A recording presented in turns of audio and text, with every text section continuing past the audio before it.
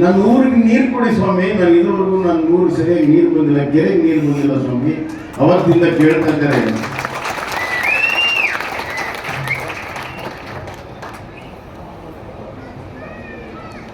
ಅವರು ತಮ್ಮ ಬೇರನ್ನ ಒಂದು ಸ್ವಲ್ಪನೂ ಕೂಡ ಮರ್ತಿಲ್ಲ ಅನ್ನೋದಕ್ಕೆ ಇದೇ ಸಾಕ್ಷಿ. ತಮ್ಮ ಊರನ್ನ ಮರ್ತಿಲ್ಲ, ತಮ್ಮ ಊರಿನ ದೇವಸ್ಥಾನವನ್ನ ಮರ್ತಿಲ್ಲ, ತಮ್ಮ ತಂದೆ ತಾಯಿ ಮರ್ತಿಲ್ಲ, ತಮ್ಮ ಊರಿನ ಜನ ಮರ್ತಿಲ್ಲ, ತಮ್ಮ ಊರಿನ ಕೆರೆ ಮರ್ತಿಲ್ಲ.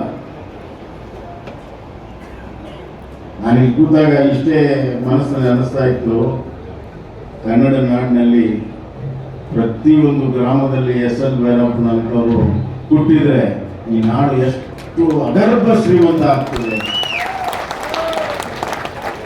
ಯಾಕಬೇಕು ಇವತ್ತಿನ ಕಾರ್ಯಕ್ರಮ ಅದಕ್ಕೆ ಪ್ರೇರಣೆಯನ್ನ ಕೊಡಬೇಕು. ನಾನು ವಿಶೇಷ ಭಟ್ರವರಿಗೆ ವಿಶೇಷವಾಗಿರುವಂತಹ ಅಭಿನಂದನೆಗಳನ್ನ, ಧನ್ಯವಾದಗಳನ್ನು ಹೇಳ್ತೇನೆ. ಯಾಕಂದ್ರೆ ಅವ್ರು ಕರ್ಕೊಂಡು ಬಂದು ಇದನ್ನ ನನಗೆ ಕೆಲಸ ಮಾಡೋದಕ್ಕೆ ಹಚ್ಚದೇ ಇದ್ರೆ ಈ ಪುಣ್ಯ ಕಾರ್ಯ ಮಾಡಕ್ ಆಗ್ತಾ ಇರಲಿಲ್ಲ. ಇವತ್ತೇನಾದ್ರೂ ನಿಮ್ಮ ಊರಿಗೆ ಕೆರೆ ನೀರು ಬಂದಿದ್ರೆ ಅದಕ್ಕೆ ಪ್ರೇರಣಾದಾಯಕವಾಗಿ ನನ್ನ ಕಡೆಯಿಂದ ಕೆಲಸ ಮಾಡಿಸಿದ್ರೆ, ಭೈರಪ್ಪನವರನ್ನ ಭೇಟಿ ಮಾಡಿಸಿ ಅವರ ಆಶೀರ್ವಾದವನ್ನು ಕೊಡಿಸಿದ್ದಕ್ಕೆ ನಾನು ವಿಶೇಷವಾಗಿ ವಿಶೇಷ ಅಭಿನಂದನೆ. ಹಾಸನ ಜಿಲ್ಲೆ ಬಹಳ ಶ್ರೀಮಂತವಾಗಿರುವಂಥ ಜಿಲ್ಲೆ. ದೇವರು ಕೊಟ್ಟ ವರ, ಇಲ್ಲಿಯ ಮಣ್ಣು, ಇಲ್ಲಿಯ ಕೆರೆಕಟ್ಟೆಗಳು, ಇಲ್ಲಿಯ ಭೂತಾಯಿಗೆ ರೈತನ ಬೆವರಿನ ಜೊತೆಗೆ ಗಂಗಾ ಮಾತೆಯ ಕೆಲವು ಹನಿಗಳು ಬಿದ್ದರೆ, ಬೆವರಿನ ಹನಿಯ ಜೊತೆಗೆ ಗಂಗೆಯ ಹನಿ ಬಿದ್ದರೆ ಭೂತಾಯಿ ಬಂಗಾರದ ಬೆಳೆಯನ್ನು ಬೆಳೀತಾಳೆ. ಭೂತಾಯಿ ಬಂಗಾರದ ಬೆಳೆಯನ್ನು ಬೆಳೀತಾಳೆ.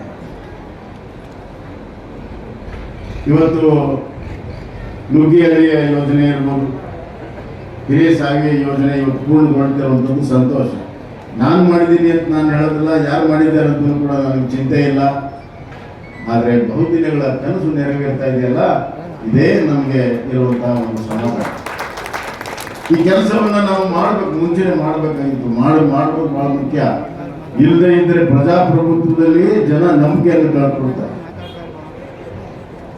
ಪ್ರಜಾಪ್ರಭುತ್ವದಲ್ಲಿ ಜನ ನಂಬಿಕೆ ಕಳ್ಕೊಳ್ಳೋಕ್ಕಿಂತ ಮುಂಚೆ ಜನರಿಗೆ ಕನಿಷ್ಠವಾಗಿರುವಂತಹ ಕುಡಿಯುವ ನೀರು, ಭೂಮಿಗೆ ನೀರು, ಒಳ್ಳೆಯ ಗಾಳಿ, ದುಡಿಮೆಗೆ ಒಳ್ಳೆಯ ಬೆಲೆ, ಸ್ವಾಭಿಮಾನದ ಬದುಕು ಕಟ್ಟುವುದಕ್ಕೆ ಸೂರು, ಬದುಕಿನಲ್ಲಿ ಸಾಧನೆ ಮಾಡುವಂತಹ ಅವಕಾಶಗಳನ್ನು ಮಾಡಿಕೊಡದೇ ಇದ್ರೆ ಪ್ರಜಾಪ್ರಭುತ್ವದಲ್ಲಿ ಜನ ನಂಬಿಕೆ ಕಳ್ಕೊಳ್ತಾರೆ. ಇವತ್ತು ನಾವು ಮೈಸೂರು ಮಹಾರಾಜರನ್ನ ಬಹಳ ನೆನೆಸ್ತೇವೆ. ಯಡಿಯೂರವ್ರ ಬಗ್ಗೆ ಒಂದು ಮಾತು ಹೇಳ್ಬೇಕು. ಅವರು ಮೈಸೂರು ಮಹಾರಾಜರ ಇವತ್ತು ವಂಶಸ್ಥ ಎಲ್ಲ ಜವಾಬ್ದಾರಿಯನ್ನು ಹೊತ್ತಿರ್ತವರು. ಆದರೆ ಅವರು ಅತ್ಯಂತ ಮಾನವೀಯ ಇರುವಂಥ ಸಾಮಾನ್ಯವಾಗಿರುವಂಥ ಗುಣ ಎಷ್ಟೊಂದಿದೆ ಅಂದರೆ, ಯಾರೇ ಸಾಮಾನ್ಯ ಮನುಷ್ಯ ಭೇಟಿ ಆದ್ರೂ ಕೂಡ ಅಷ್ಟೇ ಪ್ರೀತಿಯಿಂದ ಮಾತಾಡ್ತಾರೆ. ಅವರು ಇವತ್ತಿನ ಪ್ರಜಾಪ್ರಭುತ್ವದಲ್ಲಿರುವಂಥ ರಾಜವಂಶಸ್ಥರ ಗುಡಿ ಒಬ್ಬ ಚುನಾಯಿತ ಪ್ರತಿನಿಧಿ, ಒಬ್ಬ ವಿದ್ಯಾವಂತ ಯುವಕ ದೂರದೃಷ್ಟಿಯಿಂದ ರಾಜ್ಯವನ್ನ ಬೆಳೆಸಬೇಕನ್ನುವಂಥ ಚಿಂತನೆ ಮಾಡುವಂಥ ಹೆಂಗಿರಬೇಕು ಅಂತಂದ್ರೆ ನಮ್ಮ ಯಡಿಯೂರು ಮಹಾರಾಜರ ಥರ ಇರಬೇಕು ಅಂತ ನಾನು ಅವ್ರ ಹತ್ರ ಮಾತಾಡಿದಾಗ ನಾನು ಪ್ರತಿ ಬಾರಿಯೂ ಕೂಡ ಬಹಳ ಸಂತೋಷ ಆಗ್ತದೆ. ಸದಾಕಾಲ ಸಕಾರಾತ್ಮಕವಾದ ಚಿಂತನೆಯನ್ನ ಅವ್ರು ಮಾಡಿದ್ದಾರೆ. ಇವತ್ತು ಪಕ್ಷಾತೀತವಾಗಿ, ಜಾತ್ಯತೀತವಾಗಿ ಅಂತ ಎಲ್ಲ ಸಂಘಟಕರು ಹೇಳ್ತಾ ಇದ್ದಾರೆ. ನಾನು ಯೋಚನೆ ಮಾಡಿದೆ, ಇದು ಇವತ್ತಿನ ಸಾಮಾಜಿಕ ಮತ್ತು ರಾಜಕೀಯ ಪರಿಸ್ಥಿತಿ ಎಲ್ಲಿಗೆ ಬಂತು ಅಂತಂದ್ರೆ, ನಾವು ಸಹಜವಾಗಿ ಒಂದು ಫಂಕ್ಷನ್ ಅನ್ನು ಮಾಡುವಾಗ ಎಲ್ಲರೂ ಸೇರಿ ಮಾಡಲೇಬೇಕು ಅಂತ. ಎಲ್ಲರೂ ಸೇರಿ ಮಾಡಿದ್ರೆ ಅದು ಜಾತ್ಯತೀತ ಪಕ್ಷಾತೀತ ಹಗಲಲ್ಲೇ ಹೇಳಬೇಕು, ಪದೇ ಪದೇ ಹೇಳುವಂಥ ಪರಿಸ್ಥಿತಿ ಬಂದಿದೆ. ಸಹಜವಾಗಿ ಆಗುವಂತ ಆ ವಾತಾವರಣ ನಿರ್ಮಾಣ ಆಗಿದೆ.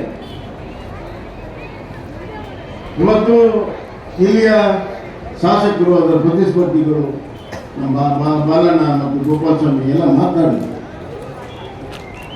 ಯುವಕರು ಬಾಲಕೃಷ್ಣ ಅವರು ಏನಾದ್ರು ಕೆಲಸ ಹಿಡಿದ್ರೆ ಬಿಡೋದೇ ಇಲ್ಲ.